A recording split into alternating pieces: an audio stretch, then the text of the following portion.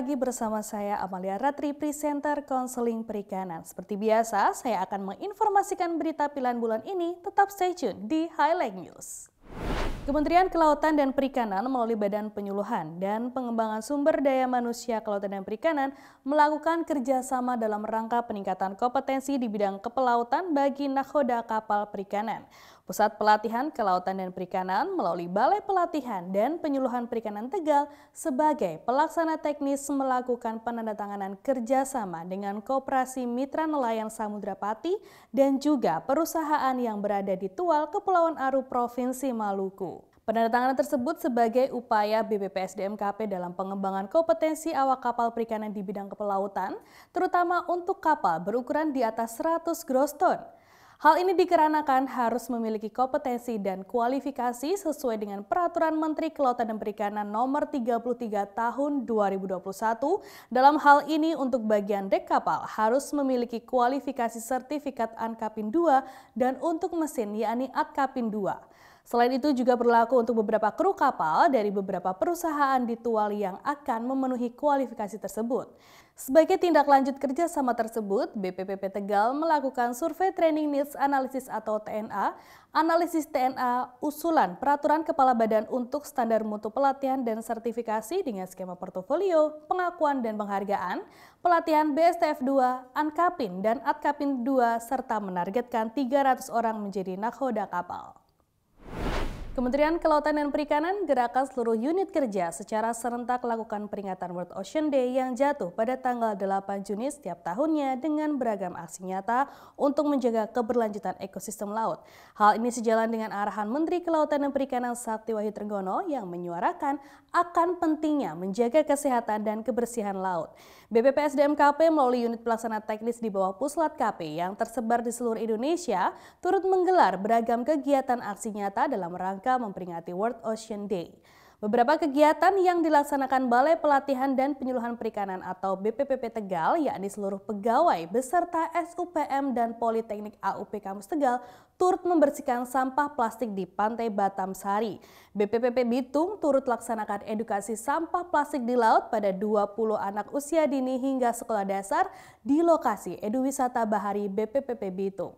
BPPP Banyuwangi juga mengadakan bersih-bersih sampah di sepanjang Pantai Bangesring yang dilakukan oleh seluruh pegawai. Tak mau kalah dengan balai yang lain, BPPP Medan berkolaborasi bersama Stasiun PSDKP Belawan serta BP2MHKP Medan 2 untuk membersihkan sampah di sepanjang Pantai Belawan.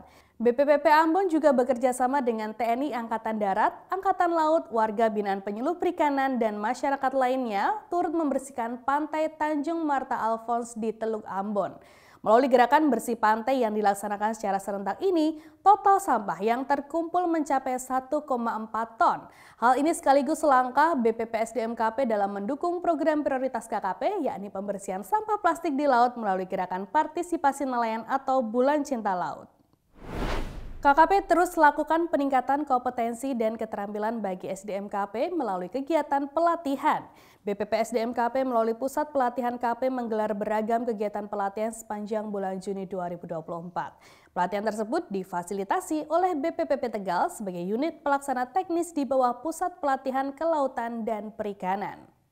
Kegiatan pelatihan tersebut diikuti total peserta sebanyak 1.846 yang terlaksana di BPPP Tegal dan juga tersebar di beberapa lokasi. Kegiatan pelatihan meliputi pelatihan pengelolaan perikanan darat berbasis ekosistem atau EAFM, pelatihan budidaya ikan belida di Kabupaten Kampar, pelatihan penanganan ikan arwana hasil sitaan, pelatihan budidaya ikan air tawar di Kabupaten Temanggung, pelatihan diversifikasi olahan ikan di Kabupaten Kuburaya, dan pelatihan kecakapan nelayan di Kabupaten Bekasi. Selain itu juga turut digelar kegiatan pelatihan upgrading SKK 60 mil menjadi ANKAPIN 3, pelatihan keahlian rating awak kapal perikanan, pelatihan keterampilan basic safety training atau BST, pelatihan ahli nautika perikanan dan ahli teknika kapal perikanan 3. Pelatihan tersebut diselenggarakan sebagai upaya BPPSDMKP dalam mencetak SDM yang terampil, khususnya bagi awak kapal perikanan yang akan bekerja di kapal asing untuk mendapatkan sertifikat sesuai standar internasional. KKP resmi umumkan peralihan kewenangan dalam penerbitan sertifikat awak kapal perikanan atau AKP untuk meningkatkan kualitas SDM, keselamatan, serta kesejahteraan personel kapal penangkap ikan.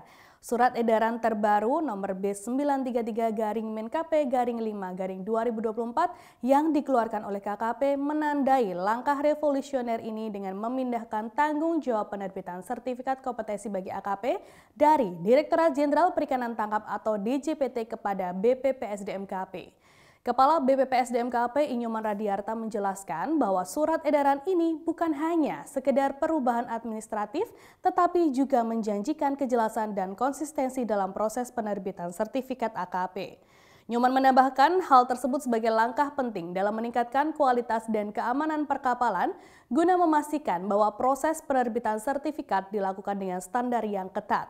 Selain menyerahkan kewenangan penerbitan sertifikat, surat edaran tersebut juga mengatur berbagai aspek lain yang berkaitan dengan AKP, mulai dari penyediaan belangko sertifikat hingga pengesahan program pendidikan dan pelatihan. Hal ini mencerminkan komitmen KKP untuk memastikan bahwa setiap awak kapal memiliki keterampilan dan keahlian yang sesuai dengan standar internasional. Langkah ini juga didasarkan pada ratifikasi Konvensi Internasional tentang Standar Pelatihan, Sertifikasi, dan Watchkeeping untuk Personel Kapal Perikanan atau STCWF 1995 yang menegaskan pentingnya standar internasional dalam pelatihan dan sertifikasi AKP. Melalui kerjasama antar lembaga dan negara, KKP telah memastikan bahwa sertifikat yang dikeluarkan sesuai dengan standar internasional sehingga memberikan perlindungan yang lebih baik bagi awak kapal termasuk dalam konteks kerja di kapal asing. Dengan langkah ini, KKP tidak hanya mengubah tata kelola administratif, tetapi juga membuka pintu bagi kemajuan yang lebih besar dalam industri perikanan.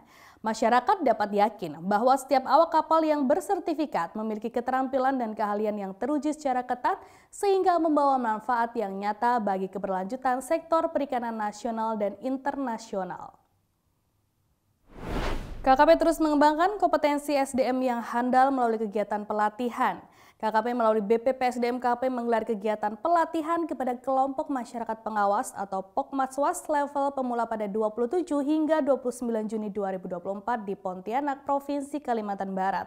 Pengembangan kompetensi SDM ini dinilai penting dalam pengawasan pengelolaan kawasan konservasi untuk mewujudkan pengelolaan dan pemanfaatan serta menjaga ekosistem yang berkelanjutan.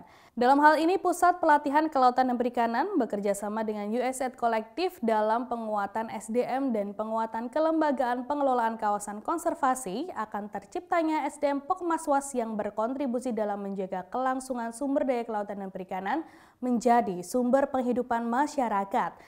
Kepala BPPSDM-KP Inyoman Radiarta menyampaikan kesempatan pelatihan Pokmaswas dapat menghasilkan SDM Pokmaswas level pemula yang kompeten dalam menunjang tugas dan fungsi sebagai ujung tombak pengawasan.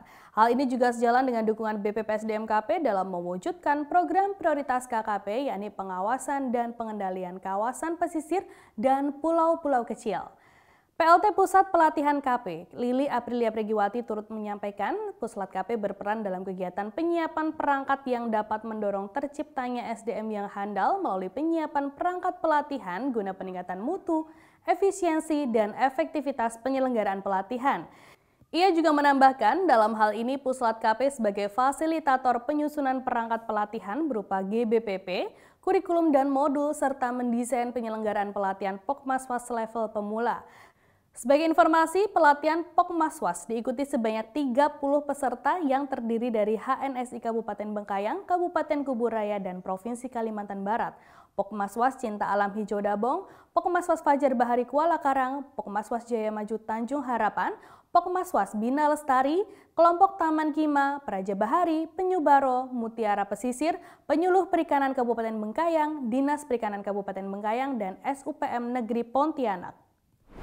KKP melalui Badan Penyuluhan dan Pengembangan Sumber Daya Manusia Kelautan dan Perikanan telah menerima penetapan 3 standar kompetensi kerja nasional Indonesia berupa pengelolaan perikanan dengan pendekatan ekosistem perairan darat dan pengelolaan budidaya ikan arowana yang telah ditetapkan oleh Kementerian Ketenagakerjaan pada 19 April 2024 dan perikanan budidaya ikan koi yang ditetapkan oleh Kementerian Ketenagakerjaan pada 20 Juni 2024. Hal tersebut dilaksanakan dengan menggandeng FAO IFIS Project objek dan lembaga sertifikasi profesi konservasi dan jasa kelautan atau lembaga sertifikasi profesi konservasi dan jasa kelautan.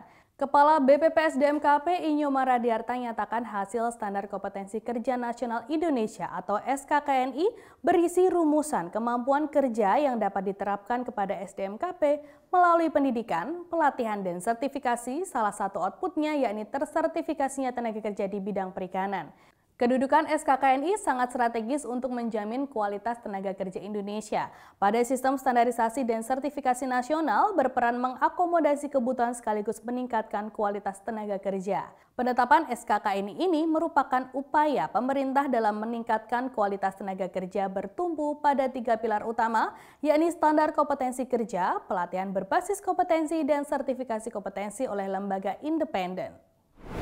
Nah itu dia Minamania, highlight news yang telah dirangkum oleh tim konseling perikanan. Nantikan informasi menarik tentang kelautan dan perikanan lainnya. Jangan lupa untuk selalu like, komen, share, subscribe, dan nyalakan tombol notifikasinya. Sampai jumpa di episode selanjutnya.